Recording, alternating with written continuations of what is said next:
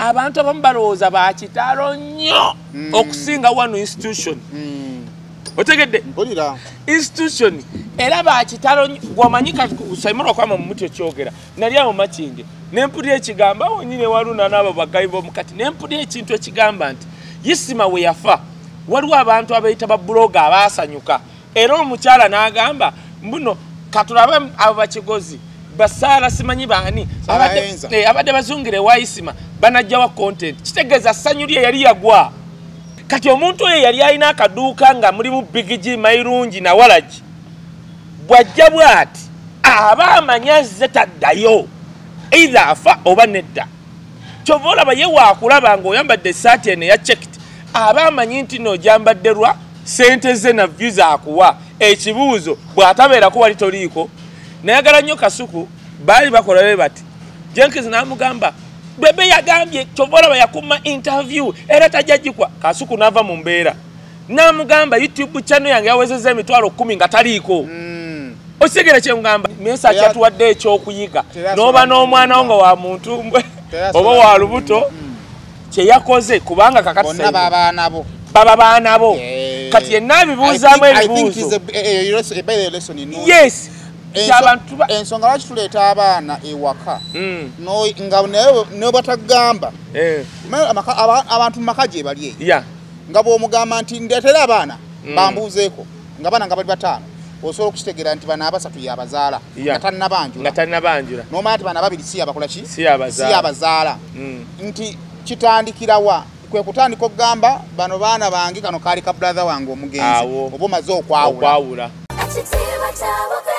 omuzadde essomero wogenda okusomeseza omwana wo naawe weewuunya engeri gy'akyuka mu byenjigiriza lyerya Brain Parents Day and Boarding Primary School erisangibwa e Bukalango ssomero lya bawala n'abalenzi okuli abava awaka n'ab'ekisulo nga liviira ddala ku nassale okutuukira ddala ku kibiina eky'omusanvu essomero lino lya mulembe nnyo nga lisangibwa mu kifo ekyagazisa omuyizi okusoma obulungi tulina ebibiina ebigazi ate nga birabika bulungi endabirira y'abayizi ey'omulembe n'ekifo we bajjanjabirwa omuli abasawo abakugu so nga n'abayizi balina tanka kwe banywa amazzi amayonjo dormitories zaffe enteeketeeke bulungi omutali mujjuzo ebifo eby'enjawulo abaana we bazannyira awali n'ebyokwerinda ebinywevu tutumbula ebitone by'abaana okuyita mu by'emizannyo katemba n'okuyimba nga tulina ne swimming pool abaana mwe bayigira okuwuga saako n'okubayigiriza emirimu egy'omutwe ng'okufumba emmotoka zo we ziri eziwerera ddala okutambuza abayizi ababava awaka Brain Parents Day and Boarding Primary School lisangibwa Bukalango okumanya ebisingawo osobola okututuukirira ku nnamba z'essimu ez'owammanga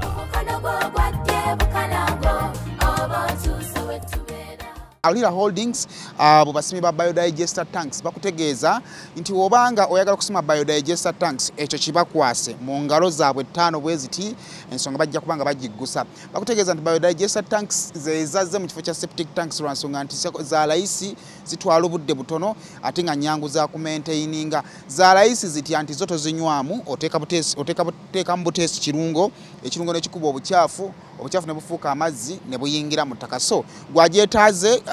kuba ku namba ey'essimu eri ku screen kale kusema official eno gy'osinzira okubanga ate otulaba subscribing ku mukutu guno okusobola okubanga ofuna videos ezifanaganako bweziti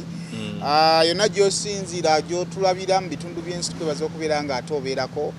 kale bw'oba obeera wano okusobola okubanga tufuna videos ezifanaganako bweziti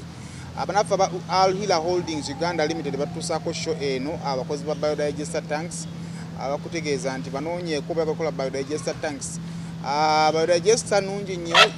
zaawukana ku septic tanks zo tezijjula ate nga zitwala ebbanga ttono nnyo zigenda mu kifo ekifunda ate era zisobola n'okwakommodatinga abantu abangi kale bakuye ku namba yaabwe y'essimu gwazeetaaga okuba nga ate ozifuna awo ng'ovuddewo ate tulina bannaffe aba Brain Parents Day and Boarding Primary School essomero lisangibwa Bukalango lisomesa abaana kakati gwe yagala okubanga otwala omwana okumusomesa mutwale essaawa zino bibiri nga tebamusomesa bali mu kuwandiisa abaana wiiki ejja abaana baddeyo ku masomero kakati kyamakulu nnyo okubeera nga otwala omwana ne babeera nga bamuwandiisa abono be bawakawakamu nga sponsorship era wiiki wedde twamulina ne tumulaba embeera gy'atambuddemu engeri gy'atandise okwekiseeringamu so nawe omwana we osobola okumutwalayo bw'oba nga owandyagadde okuba nga ate akyuka mu kusoma kwe kale ate nga tuvuddeyo ekitundu zanjogera ku kusoma nina sponsorship y'essomero liri luweera eyo bagaba 50% discount abampeereza ku messages namba nzibawadde kakati naawe totiyampeereza message nkwe namba ya director musobola kubanga temwogerezeganya ajja kusalirako ebitundu 5 ku buli 100 ku ssente z'olina obbanga osasula school fees kale brand shoppers basangwa kabalagala gendayo ofune ebintu by'abaana okuva ku lunaku olumu mpaka ku myaka 12 ani bakutegeeza nabo balina ebintu byebagamba ku 50% discount essaawa zino engoye z'abaana engato z'abaana makeup w'abakyala perfumes ebikuzanyisa by'abaana n'ebirala bingi nnyo obifuna ku bitundu 5 ku buli 10 kale tuli Makindye wano Climax buli wonda bane kaye oba ne junior nga wali shetutajika kaye ne junior nakola tasobodde kubeera mu ministry waliwo bimukutte naye tubeera ku Climax wano ekifonga wekirabika asaazi ngono tukoledde twabakulu etuli emabega eyabatendo waliwo eyabato saidi zawali bakolera sauna abagala okukola sauna ne massage nzo bamwina massage sebo wali ne sauna ababirina era buli lwakutaano abawala abakyala muno bawugira bwerere bakiteeka omunaife abasajja teri atuwaayo byagundi basasalirako ne kusandoza mudduka z'amazzi akizi abasajja ndoza asajja engeri gyetwetikka ennyo amanda bitya naye just look at this good place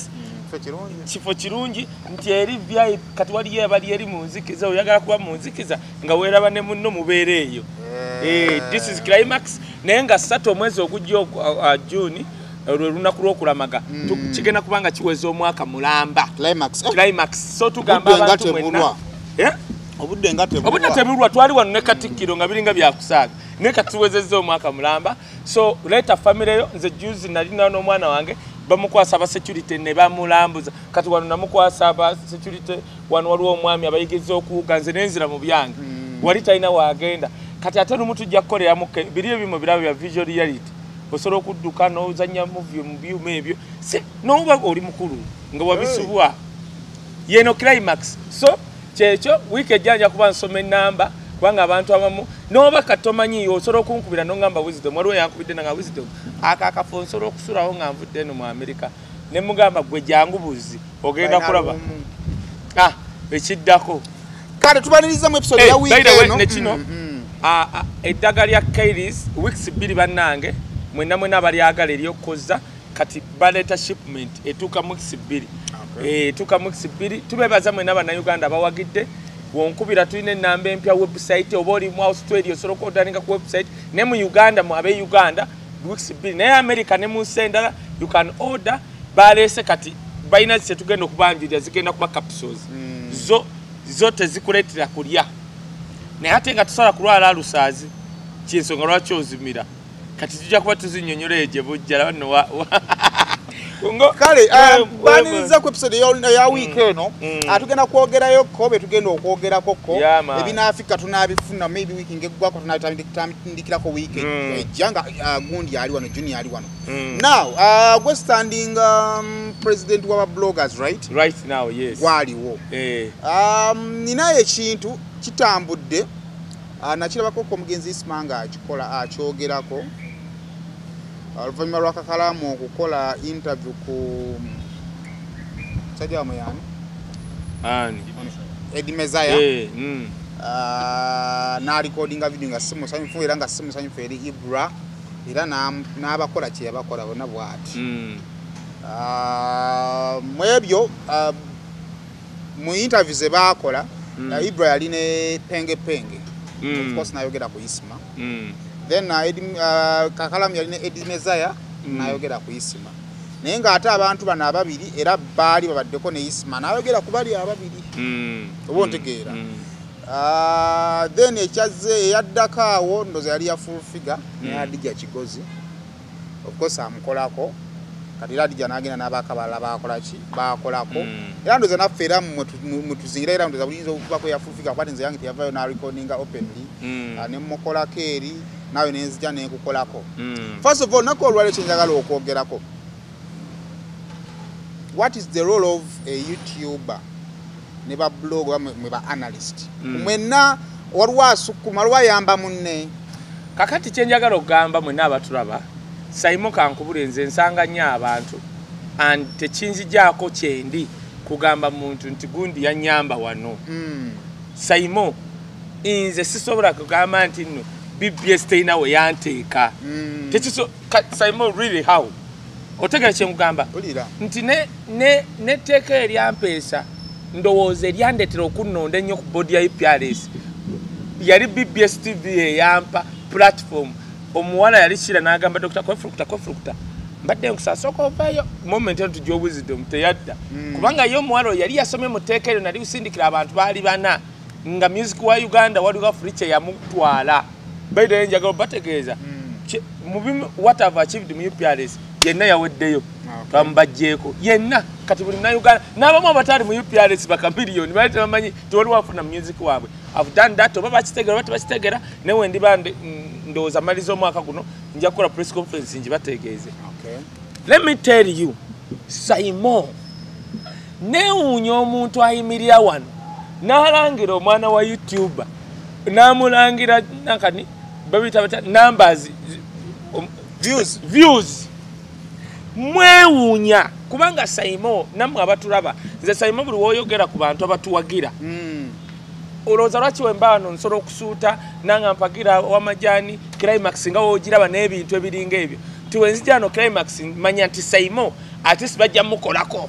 etujja kutuuka ne ku level ng'eri nayo tutumya bulungi nnyo nga tuli steady neewuunya omuntu kubanga Simon oyo kyali oyo yenna omuntu alangira views ku platform tutuusa omutuuza ne peni lwakubanga abantu abamu tebalina gundi ya mugigi omunnyonnyola nti views zivaamu ssente bwe ziti 200 gye Uganda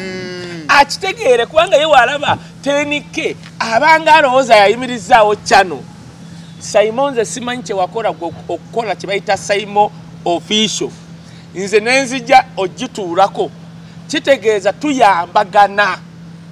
waliwo omuntu nze takiraba Bulaaya ng'omuntu yaddira bw'ati naddira zi YouTube bwe ziti n'aziteeka mu katerye Bulaaya n'aziteeka bw'ati ku kompyuta ye kati nga woba waguddewo empya ng'oyogerera ng'omuntu oyo kizibu okulaba okujjako waliwo omukwano gwe n'amugamba waliwo gayi bw'ati ne bw'ati n'amuweereza kati nze kyambaako abantu basinga tuwa kati ngenda mu Europe nanga abo Europe nzija mwezi gw'omukaaga kasamara wano nga 3 I think nga mukaaga wa mwenda nsobola okusitula ne kati nekye mugamba abantu banyumiza nti baali tebamanyi naye abantu babagamba buga nti waliwo gaye bwati ne bwati ayogera Simon mumpa platform kitegeeza abantu bo bomanyi n'abakumanyi Simon wampa omukiso bayingiramu kakati wemba si kitegedde ekyo kitegeeza my stupidity obusiru my stupidity proceeds bwe bunkulembedde omanyi mwe kambabuulire omuntu asobola okwangwa ne yeekereesa abantu abamu balowooza bakitalo nnyo okusinga wano institution otegedde institution era bakitalo gwamanyi Simon okwama mu muti ekyogera nali awo makinge nempulira ekigamba wonyine waluna n'abo bagayi b'omukati nempulira ekintu ekigamba nti Yisima we yafa waliwo abantu abayita ba blogger abaasanyuka era omukyala n'agamba mbuno katulabe abo bakigozi basaala simanyi baani abadde bazungire wa Yisima banajjawa content kitegeeza ssanyu lye yali yagwa ono yali amubisse kweka nzenze kata swala kugamba ti Yisima had given me a real competition kati omulala tasobola kyogera he was my greatest competitor Yisima oyo kati naye kiina kyekinjijjako wenkyogera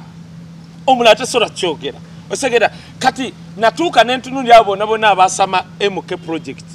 neŋŋamba ani wano kati threat gyendi ye Yisima bali bonna nga omanyi walako abavubuka abatambuza amacupa ge bayita chupa debe kati waliwo abantu abo abayita presidential advisor nenga macupa debe kati eyabalonda yenyini Museveni yagamba yalonda bavubi si kibi naye waliwo ate empuuta kubanga bali baminister nedda wuliriza baminister bo be bavubi ne bano bonna oba toli minister simanyi presidential bita mwate muri impuuta be bavube empuuta kyabula abalwana nnyo tutegeeza ofisi yange eri wano bapadde kadi ogende kororo ndi wano kegamba buli kimu kye bakola kyakufuba nze sobola kufuba kati kankubuulire nze neewuunya nze oba nkigambe ntya Simon nalabye nali ngenze ku TV emu nensanga Katashi Baga si mu bubi Ashbaga Kato is my brother nengambe yampita nemuga mutoro bukedde nemuga mutoro wankubidde no ngamba ngenda kubabu omusigama nti ndi wakabi but this has been my friend ono omusajja ali meri mu kulima nnyanya n'amambulu gago n'amatama gayise eno bwe tuba ku set nayogera ekigambo kiri off kuyisima kubanga ye kufa kwa Isima ye comeback ye inze ne wala bwe wazi TVs nyina TV satu zenyine endagano nti onasaswa waloneze bansasula nga ali ye NRM nenga bakubira bali yeko omwana osoko omuyimirize bwana atukuba nnyo but the guy pays me namugamba mbadde nsaba yeka agende ku TV kwanza ndi emotional ne Isima sagala muntu kujja solo kwogera ekigambo ky'obusiru tomanya nengenda obankola kubanga oli asolo kwogera Ashbaga Kato speech yakoze yakomawo yomu babuuzani ayine omugenzi gw'abanja Ashbaga Kato yawanika aina ebiwandiiko ku motoka y'omugenzi I think okukoba okwogera kwe it was naye kakati okujjako mmwe Saimo ng'abantu abamu kale mu busiru bwabwe temubayambye omugenzi afudde ng'ovayo yasama gwe Ashbaga Kato nti emmotoka yiyo gwalina ebiwandiiko teyagamba nti yagamba abeesiba ku mmotoka yalina ebiwandiiko by'emmotoka kitegeeza nti no time bwetuka Isima yali musiru nnyo n'abitereza Ashbaga Kato omulimu w'ennyaanya ebikola ebina kati atutuukawo nga tumaze okumubuuza okubimusaba atuwa ebiwandiiko kubanga asobola okuyetinga controversy mu munoonye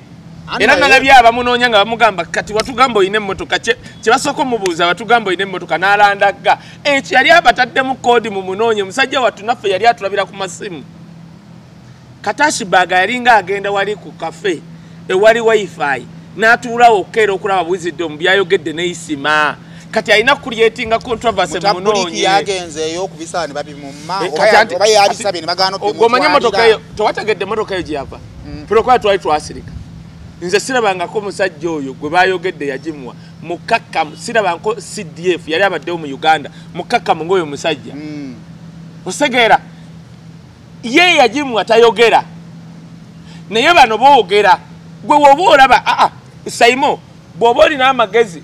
no bagamba Katonda n'agamba twagala bino ebiwandiiko bitegerese ba YouTuber ne ba blogger ng'okeera ku makya nga bagaba ebiwandiiko bya Saimo birimu ono omukazi asiba ba TikToker ne Katashi Baga eyalwala amambuluga mbukulu gwe ovudde tola bigatta andi agambe motoka zaabwe zajja bbiri so there are possibilities of okulimba buuza nze bawa bbala mu ssente wuliriza bawa bbala mu ssente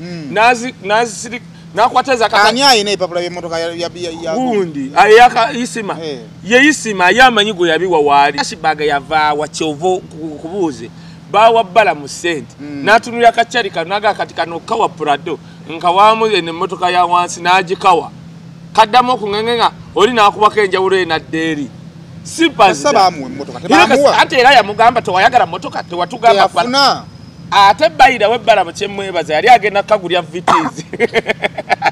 tudde wali olowooza naye kati okitegedde waliwo aboogera creatinga controversy mu banoonye ekitali kibi because buli omu yamanya engeri survivinga ku mutimbagano nze Katashi Baga wakeera n'agamba nti kayi Wisdom si president nze president abaana ba blogger baasese because balina seka naye ekyo sikimunenyeza obedde ekikubya Ashbaga Kato okubanga yagambye toli president onaagenda okuba buli omu akuwakanya ate kati lwasikuba litakagwa kubanga constitution yaffe yatuwa vice president babiri ne deputy omu am the deputy omanyi enjawulo ya vice ne deputy tulina ba vice babiri ne deputy omu omanyi enjawulo yakyo a deputy ayina obuyinza almost obwenkanankana ne president ate vice bamuwa bw'ekyakukola abanga principal secretary ebigambo ebyo bifibizze mu Luganda vice bamuwa bw'ekyakukola abanga mu kyeŋŋamba vice ne deputy mu Luganda bye baliwa anti waliwo ebigambo ng'Oluganda lwavu mu byo vice ye katumwa ng'ow'okumukolo bamutuma butumi kola kino vice yamyuka deputy yamyuka deputy ani yabayambako nga mukola setup ya bloggers association nze twalinze Isima junior kata ngamba abatola sente abantu abatola because nze nakwata bwenti nenziwa gundi mwesi gwanga waliwo gundi ani obo batusobe mitwala no batugamba meka nenkwata ekyabiri kyanga remember nenzibawa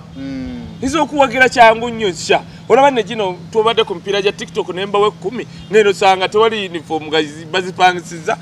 which is okay. So to do out of veil nakikola sikubanga kugira nga tukoze kintu kyawamu. Okay. Kati yanze mu byamawulire I would welcome someone to challenge me. We create content. Nemu good faith kasambamu gatemuli mu kusiba abantu na kumanyira abantu. Kakati wali njala sokutumalize ensonga yo kugulana kwa YouTubers ne ba analysts ba ne ba bloggers. Olowooza kiki tutandika tuli bulungi nga kaya ayagala nga nange njagala. Banange nzikiriza nti muno waliwo abantu betuzimba n'omuzimba from scratch n'amaana akula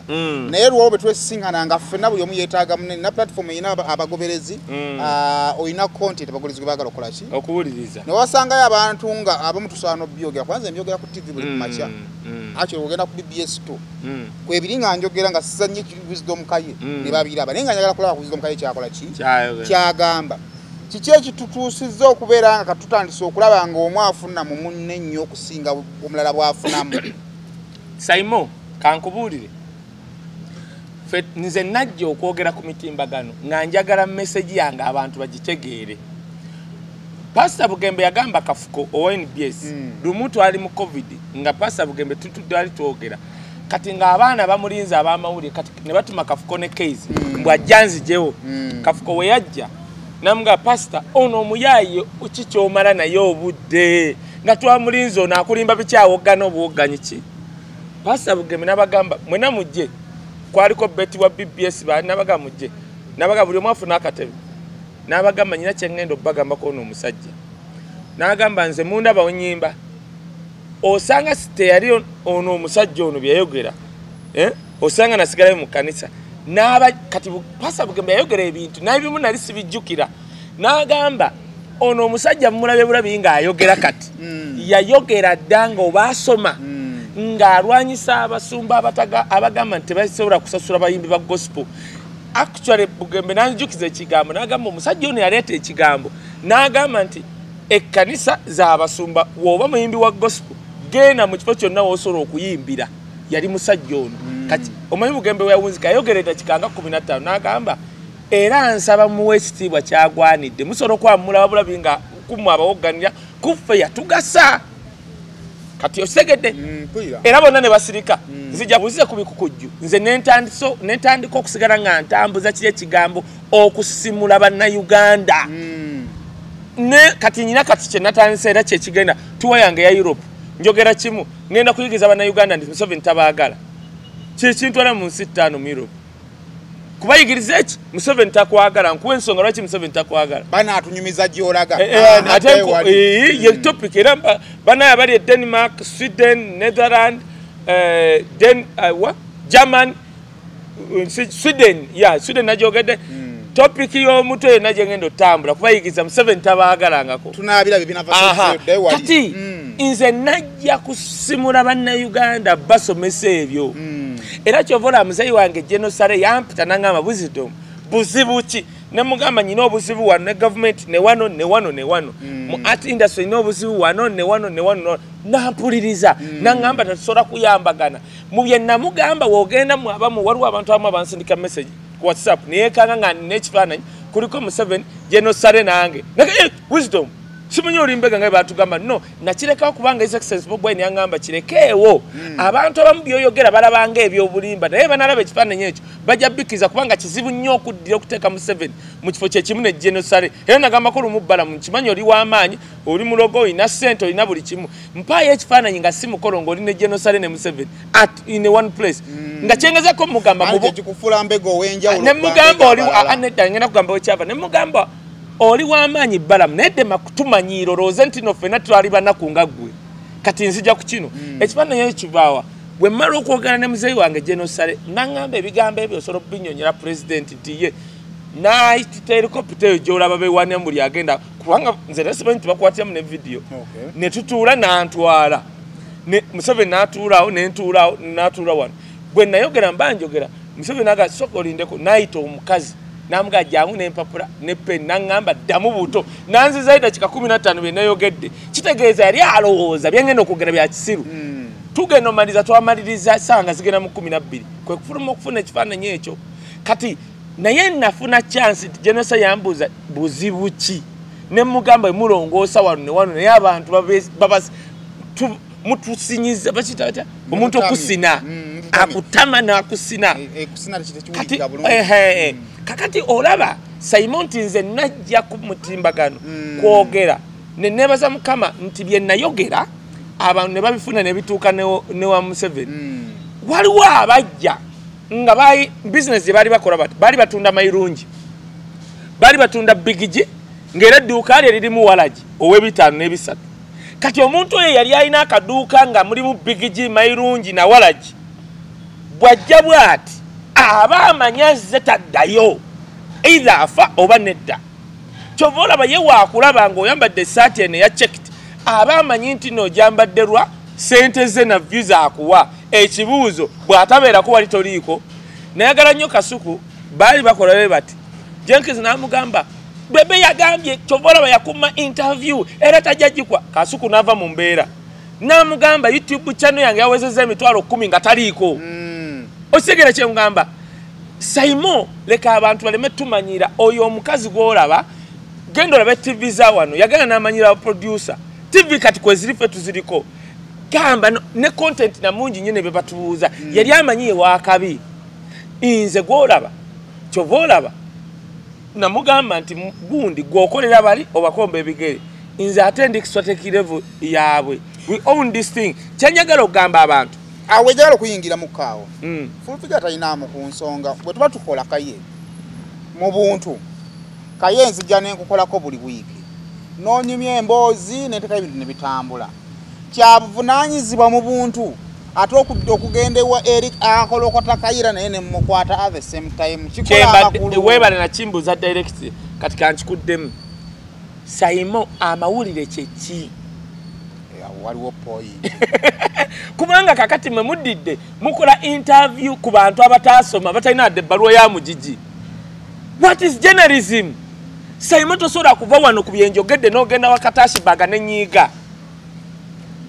abantu babadde bankolako ne bagende waisima nampa walula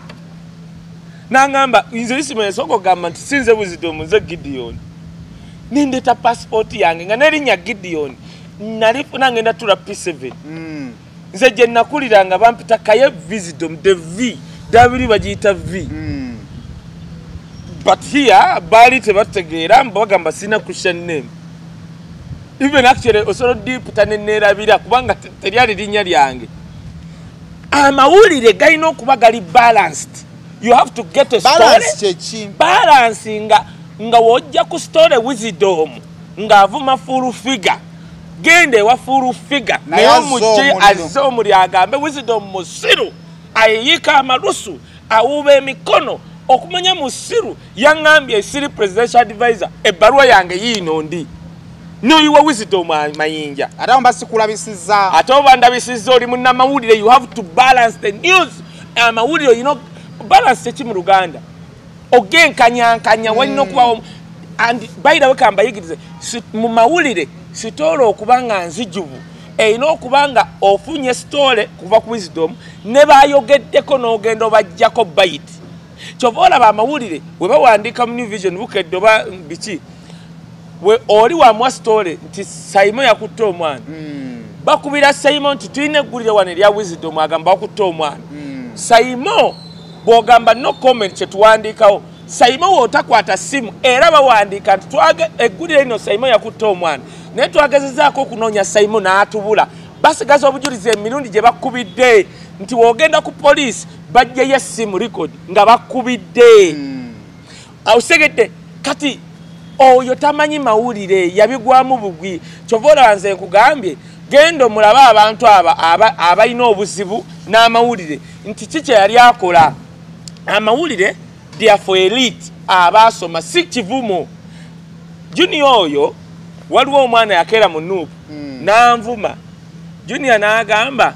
ne bagenda kakalamu n'amukolako Junior n'ayogera ekintu omwana wa Nuupu n'akimpeereza kuba nali nyiize nnyo nangamba Wisdom mulaba program eno Junior kyagambye Junior yagamba bwati mwe baana mmwe aba Nuupu mwesimye okuba ne Wisdom Nuup. N'agamba Wisdom y'omu ku bantu abatono ennyo mbu mu Nuup asobola okusoma eggulire n'alitegeera. Munnange osobola okusanga omuntu ng'asoma amawulire gwe tobalaba oli omusanga ng'atambula n'akatabo kamu lumu bamukubanga akasurise bw'ati ali mu kasoma naye amanyimu kimu okufumiitiriza n'okwogera eyakatuwa yabitusomesa emirundi ng'egi kati oli n'akwatamu okufumiitiriza kakati atambula ayogera si kukisoma yatuyita edda ng'agenda lwokinga akatabo n'atunnyonnyola kye bayita yabatwala mu kiraasi n'abasomesa kati mu kiraasi oli yakwatamu kamu okufumiitiriza kati naye buli wakakwata lumu bamukubanga akatadde upside down bw'ati ng'asoma bali ne bamubuuza by'osoma obisoma Keniru kyamuzi katabayo ekyo nga wookiraba nedda kyenkugamba gyekiri ne mu Bayibuli waliwo omusajja yali mulaawe omusajja mulaawe ali mu kigaali agenda Yerusaalemi tuka omusange kubanga alina by'asoma by'atategeera Filipu gye yali oba malayika yamusitula mu bbanga n'amukuba ku kigaali ky'omusajja nga kidduka speed bagenda Yerusaalemi Filipu n'alingiza bw'ati n'amugamba musajja gyebale nti kale by'osoma obitegeera omusajja kyava agamba n'abitegeera ntya nga tewali abinnyonnyodde naye ng'olugendo lwonna omusajja yali akutte bw'ati kye bayita scroll Bayibuli ng'ali mu gundi za Isaaya nga naye tabitegeera kati bangi bakutte obutabo bw'abawandiisi buli wagenda mu conference n'agenda mu kinaabiro okunaaba n'agenda okupama n'asinkana minisita pulezidenti aba n'akatabo aka n'omubuuza akatabo akatagwayo naye kaka kiriwo ekiti kambabuulire njagala mwenna aboogera ku mitimbagano kyova olaba agamu ku maanyi ga President Museveni gaalyaga yayita bannamawulire n'abaga bannange amawulire nga manyi mbadde nsaba nze mu nnumba nga we mu nnumba naye mukyala wange mumuleke famire yange mugyesonyiwe yasaba I'll never forget that era Museveni bw'omwogerako ekyensima twakuwaabira yawaabira moneta kati Museveni neewuunya omuntu awagira Museveni atasobola kuyigira ku Museveni kuba Museveni mu kifo ky'okukwata abamoneta abasibe yabawaabira mu kooti anti omuntu kassa omuwaabire era bw'oyagala musiba yakola bw'ati bw'owaabira omuntu oteekako ky'oyagala bamukolere okuyamba ekkooti yagamba njagala banneetondere era moneta nevayo nemwetondera ogwokubiri yawaabira ate Museveni yakigwamu bali ne baleeta obujulizi asobola okwetondera naye kakati nedda wowaaba omusango gwa civil kuba compensation tekuba criminal kakati era olina okunyonyola kooti mu submission yo ba civil n'ogenda mu maaso g'omulamuzi bw'olemera okufuna nga bakuteeka mu gundi naye ante ogw'endasi woba okukola ng'ofayiringa bakubuuza what is kikyoyagala ng'oteekawo njagala bandiirire njagala banneetondere bwebityo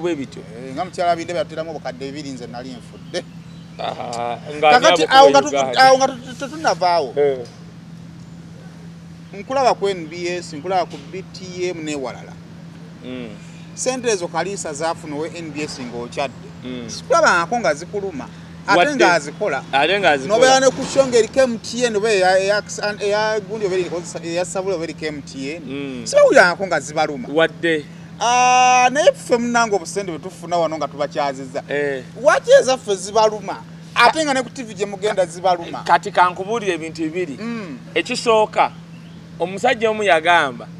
nti bw'oba mugezi n'obeera mu basiru nga be baliyo abangi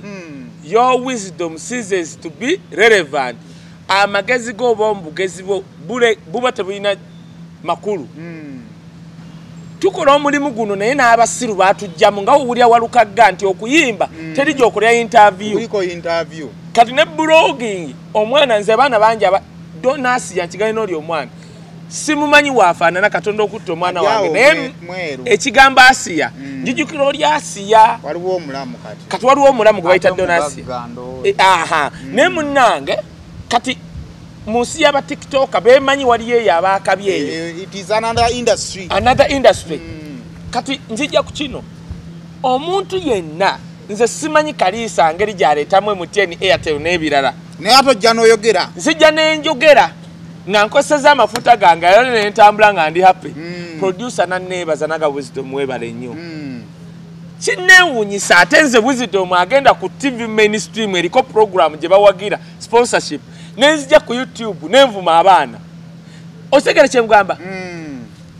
kiba kyabwewussa Simon mutima mubi bw'oba oli w'amaanyi Simon kati nze nchalenjinza abaana era nagambye Sarah Henza ve Dubai ne mu concept gye tugenda okukola ne adi waba yakomyewo Amina ne Kigozi why Simon mulimu guno buli mwana kati Simon abakulaba waliwo abantu abalaba Simon kubanga olina character yiyo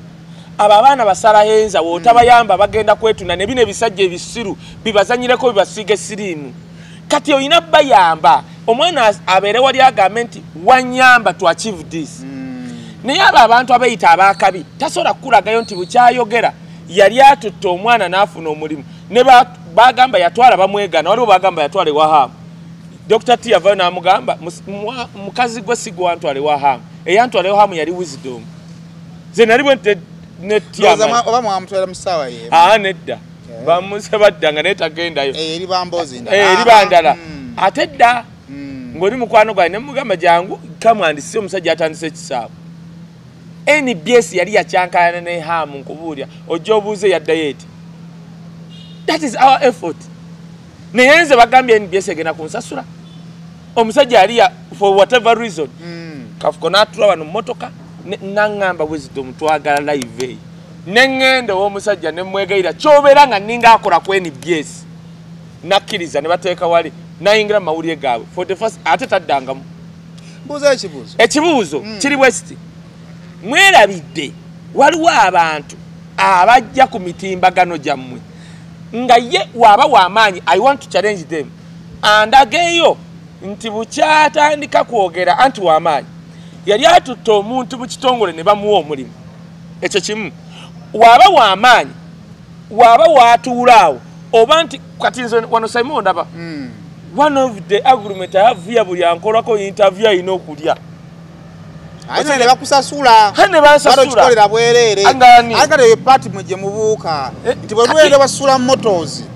n'omulangira ku gundi ya Simon naye ate gwe aba kusasudde gwe tuzibala gwe bazibampadde yasizikuwa Simon kyenkugambye nti muleeta abantu abasoma omujiji n'omujiji obagwawa kubanga n'abasoma omujiji bakitaffe bategeera sura motors amusasula hamu usimanyi kyamukole okwetika obutabo bulinga toilet paper n'obwogera ku platform ya Simon ato platform ya Simon tomusasula lwaki olingiriza ebya Simon this is a win-win situation Simon mbeera wano nennanga akajani nze lwakwanga siranga basimanyi haji simanyi bitya nze byennanga mba mbigezeseza mala kujja wano nengenda mu sauna nempugane nendetawo n'omwana wange feeling comfortable nengamba kati I will have business with Climax kati oyo waba w'amaanyi atubuulire ba YouTube abamusangeyo kikyabakoleranga ye tujja kugenda enzo balina byabakolera ebirungi mu ate nga sibiraba wawulidde adija kyamugambye yamugambye naye mukazi gwoliko kikyamu tonkolangako you've never made me namugamba okumanya oli useless ku channel yange kanzijeyo zonna male week singa nnya nga sikwata anti gwe wakitalo nziremu nkwate ndabe wenagwa kati omwana abakubye je kubanga adija yamugambye okumanya oli useless ku channel yange kanzijeyo male banga nga sikwata nziremu ndabe wenagwa nzenwe simanyi kulumba abantu naye njagala abantu abamanyi statistics bayo video za fufiga bile za amanye myaka ngene mabega kati kankubule Simon tuleme kudda mu byambo ekisooka Simon tunulira ondaba bulungi Simon ze lwakwa mu manyi kya URA kya Uganda Airlines URA okumpitanze balamu ne bebe ku YouTube eko natula nenjogera yali wiki namba ne bampita nga bana Uganda bampa wino nti bayavuwala kati begatta ne baleta container okuva China nga bana Uganda mwenda bwe bampita oyo musajja musinguzi nambuuza tulaba oyogera kino go oba kale tukinyonyole n'enkibanyonyola ne mbaga nange naliko omusuubuzi singa tuba abantu mwenda URA eyakolanga bweti nga bwe mwegatta abantu mwenda okuleta container e China ne musasula 8 ne musasula omusolo omu naalemo sasula omusolo byonna ebintu ebyo URA ebikwata ne mugamba musinguzi mbuulira wali osubuddewa bwe mulaba bannayuganda nga beegasse kitegeeza baavu kubanga bannayuganda buli omu yaleeta nkonteyina we bbiri mmeka ne mugamba leka bannayuganda bannayuganda boolaba nti oye baddire nga bo bannayuganda abo bwe kubaako bataano nga basobodde okusasula omusolo mubawe ebintu byabwe banaabana mu bisigaze URA eneekyusa ekintu ekyo on the record musinguzi yakiddamu nga tuli ne bebe ne balamu nenzija ku kya Uganda Airline Jeno Katumba Wamala yankubira essimu nga ndi ne Faruku ne mugamba sijjanze ku Sande nga twali ku Sande ne mugamba nzija ku Mande nensuula Faruku kamera kakalamu ne ngamba bankwatira mbenga mukola ne nyingira mu meeting nangamba tugenda compensatinga ne ticket nya ne muganga zigenda wa je yangamba ne muga ekisooka yo jo ngamba ogenda sigenda yo Dubai nze nkola stop over antiayo ndabe enfufe very wensanga ngambadde entambula nenfa nze nga otola enfufe ayo susa ati nze njiraba ejabo etinga mbizimbo turofa tosusa ne muga si n'abaana banga bayo y'abanda bato anti kati era mbasamu ekitiibwa nze nali ngenze nensulayo lunaku olwo nenkomo wano ne mugamba Katumba Wamala the issue sinze kumpa ticket issue kuyamba bannayuganda nambuuza bayamba bitya ne mugamba Katumba Wamala oli musajja ategeera kwata pen ne yakwata ne mugamba kibayita ticket ebeerako check-in time ne boarding time nga Uganda Airline ticket zayo tekwali check-in time nga ate kaali kakodyo katya nga bw'otuuka ng'ennyonyi katugaye muhoozi agitutteko e Rwanda nga bagamba otuuse leeti ennyonyi yagenze kati ate nga tosobola complain nga kwate kuli check-in time zo check-in time kitegeeza ennyonyi esobola kubanga egenda ssaawa nnyo ez'ekiro essaawa nnyo ez'ekiro naye ne bagamba okuva essaawa 12 tuguddewo kati gwe nga otuuka essatu bagamba twaguddewo ki kati baali bagezi we twogera kati Uganda Airline ekiteeka katasovu mi kati oyo mubu kasowe nkomaawo oyo mu okulwanirira Nikolo wuli n'ebizibu bye we twogera waba yaddukayo mu ssomero she got that school katasovu katugamba bintu biyamba ate nenvayo ne mugamba Nikolo kino kikyamu ne kino bwe nawuliriza maama we n'embeera gye yayitamu n'ensonyiwa Nikolo n'abalala just because oli omwana gwe basiba bafamire yajjamu amalala kuba kigenda tekyali kyamusiba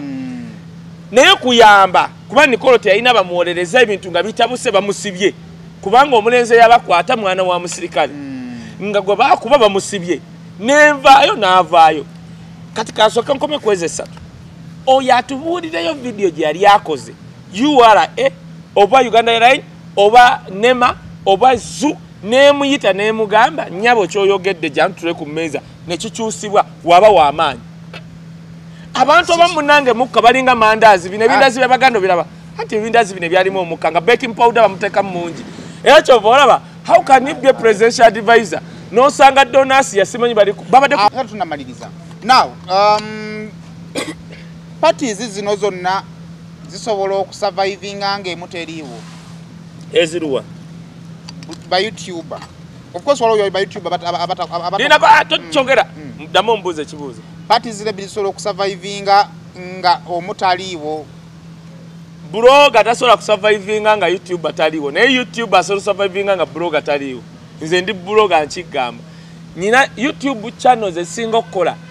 Mwete muzimanyi zireeta nkuba ebulayo omuntu okufuna otulo. Twanduru bagumira n'amakerenda nga olaba Michael Jackson. Kati bakola YouTube oli aba ya recordinga enkuba nga etonya sound eyo n'agiteeka mu repeat yeddamu ng'ebeera ko 24 hours naye buli wogikebera olaba abantu nga 20 kebe nga balaba lwansonga abeebaka beebakira mu time zone ndala oli aba mu nyumba ye ng'alina ziwuufa n'ateekako bw'ate enkuba nebanga neyeebaka kubanga wano bakola nnyo abamu baba ne stress baba ne depression n'ebiringa ebyo YouTuber asobola okuva wano Saimo notandika otulaga nga gotulaga bifo bisanyukirwamu YouTube osorokera ku macha gwe Saimo ng'oleeta bakazi ba bizibu SB4 arina abayambi kati SB4 tabagize Asia ne Chelsea baserebu wano mu gwanga yabaleeta SB4 yaleeta Asia ne Chelsea n'agattako n'eddagala lyatwala Dubai n'akikuba olina kyomubanja Kati SB4 yetaaga baba fina. Nenze buli SB4 ngamba. Buli wansanga SB4 ngakaye. Njagala tukoleyo. Ne mga soko maliriza Asia agenda fa. Kakati namusanga juzi ngali mugundiye wali nga bava kwatanga akaye wanga ne mga nedda muganda wange. Tukole ndi. Nangamba atonsanze nyina lyenchima. Ebiruwa. Tulireke. Akati togenda kwa kungeisa bakuganda baganda. Now waliwo oli agamba mbwa simanya ayamba bantu bamuddogo bitya lwakubanga yagamba ko mbunna mukubirako essimu okumuyamba inze kubira omuntu w'essabo okuyamba omulaalo tontwala ba YouTuber iwo balina okutereeza nabo nze kyemmanyi kiri kimu nze waliwo omwana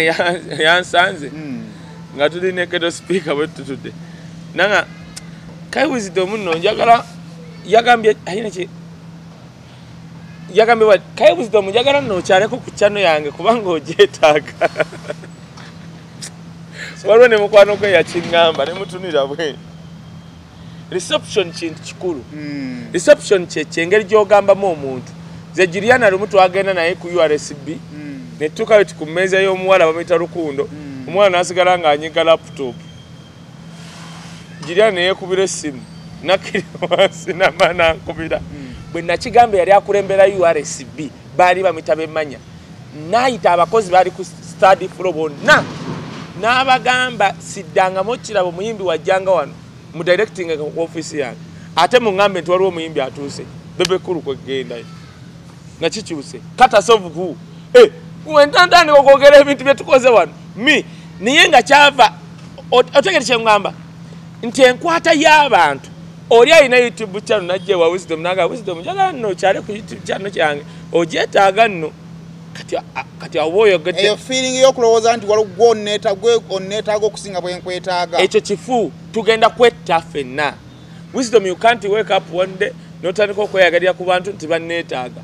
kitegeeza mba nyingiddemu omuzimu sayimo amala agakulembera ekigo nze waliwo abantu nga be baalinga bakyala ku entertainment shows ne tujja ne batugamba nze omusajja kamwogere Eddie Sendi yagamba oyo muwadde emyezi egi nedda mwagala nnyo kale twamuleka kakati naye mbadde nnyo kyeŋŋamba fe baatuwa emyezi ebiri ne baba abakiwagira nga little did they know tukulidde music nze nali nga nakayiga sinyanu nga deviate ey'omu Jamaica nga fe tukisasula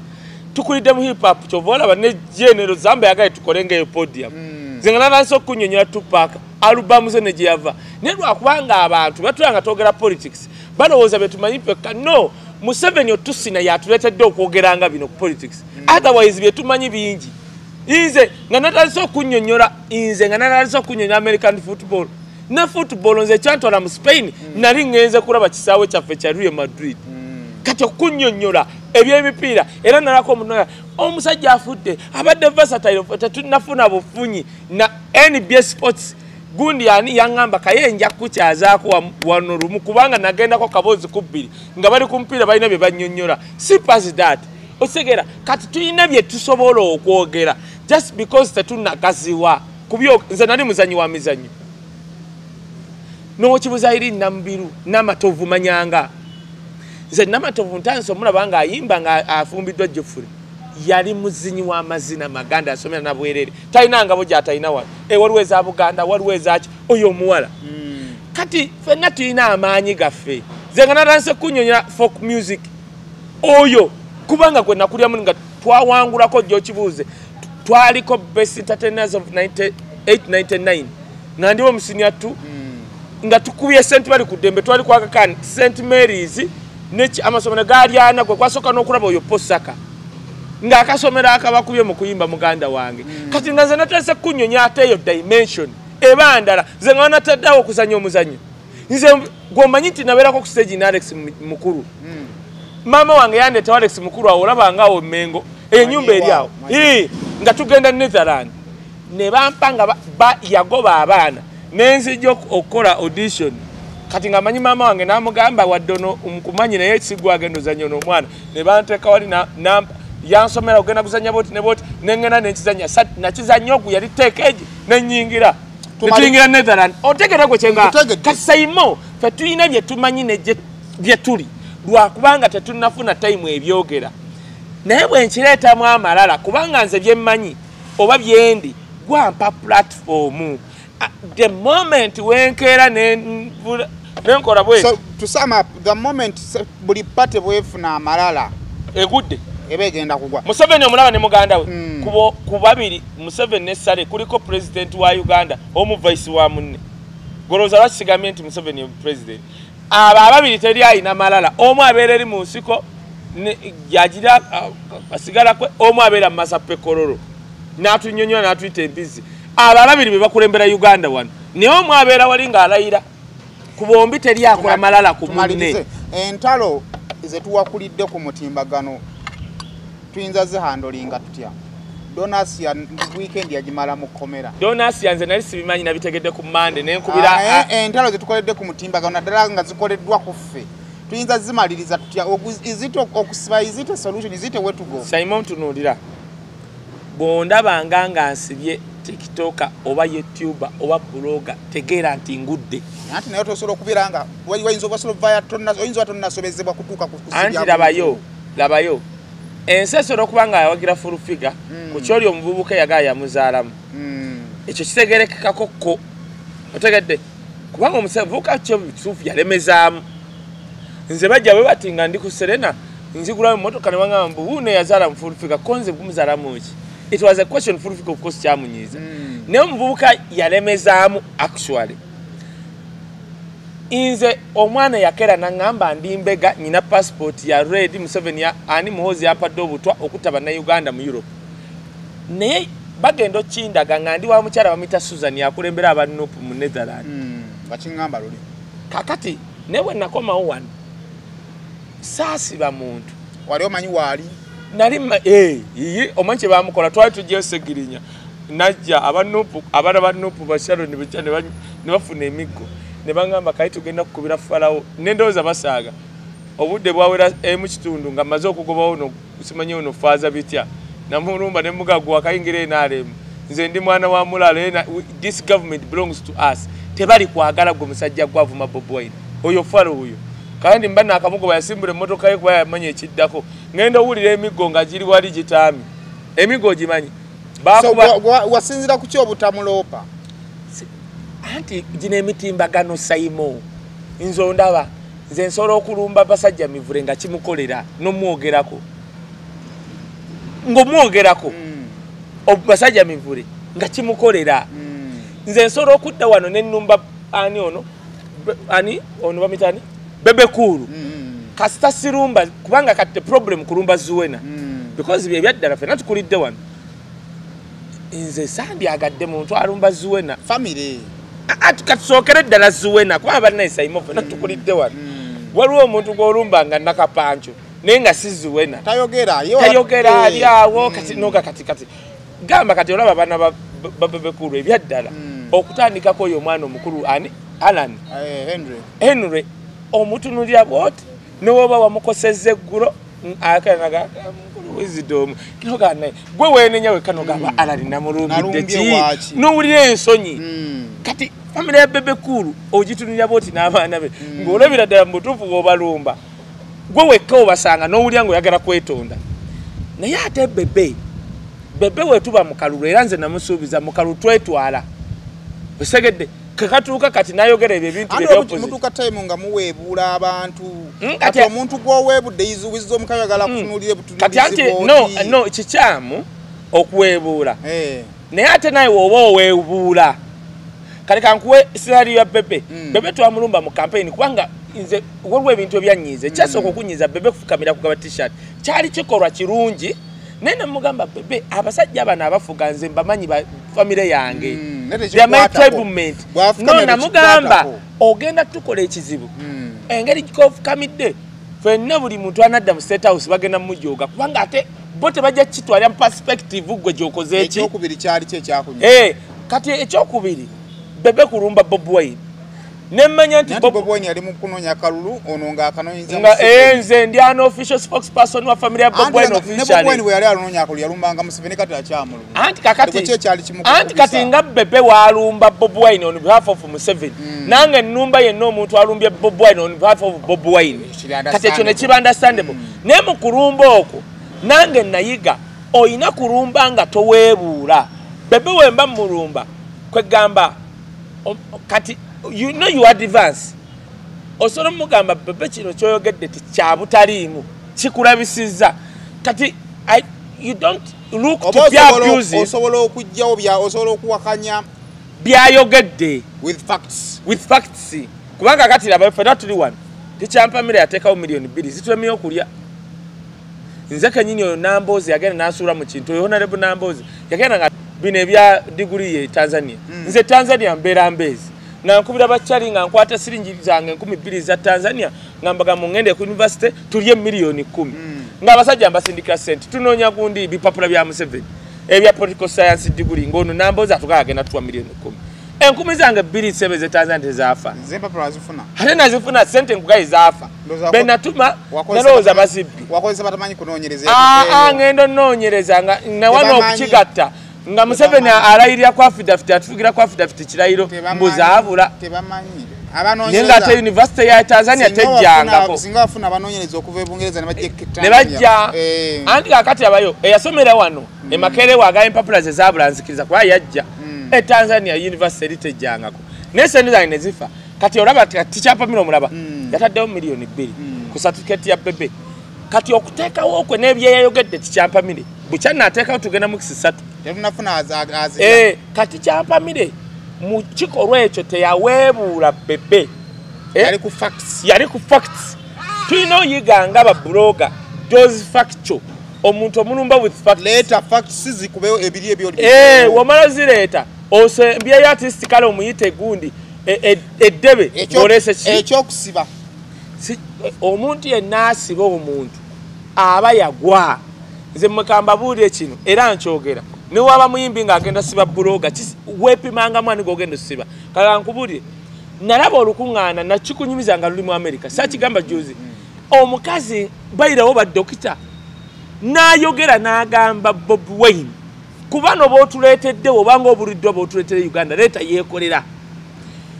waliwo abantu wano aboogera basobola okuba aboogera buyesi naye nga nze sola basiba omanyi lwaki Uganda sayima abantu banyiivu buli muntu yenna ayambako gavumenti eno sigala mu buyinza bannayuganda basirise bakutunuulidde osobola okuba nga ono waaligenda nga naawe ogobera gagwe naawe nze sobola okusiba yeekolera oyo musiba tasobola kumalayo emyaka 3 kubanga kyakoze waba akuvumya olina kugamba bagamba okuliwa osiba emyezi 6 bokola ki because baweeyinga naye ekibuuzo ku bantu ng'aba bali mu America bagamba otuleetera bano be mu pyatiso tulitanga mu yeekolera ogenda badde wana ddala ng'oli mwana wa Nambi n'ekintu ebyo bibalanga nze nsobola okukwata omwana w'enaale mu musiba ekibuuzo ani what damage gikye neereetako kuba naye asobola okuba nga alina abawagizi n'oddira omwana n'omuteekayo oli muyimbi bannayuganda basinga okuwagira music tebakulimba nga nze nva mu Western Uganda bali wano mu Central Uganda era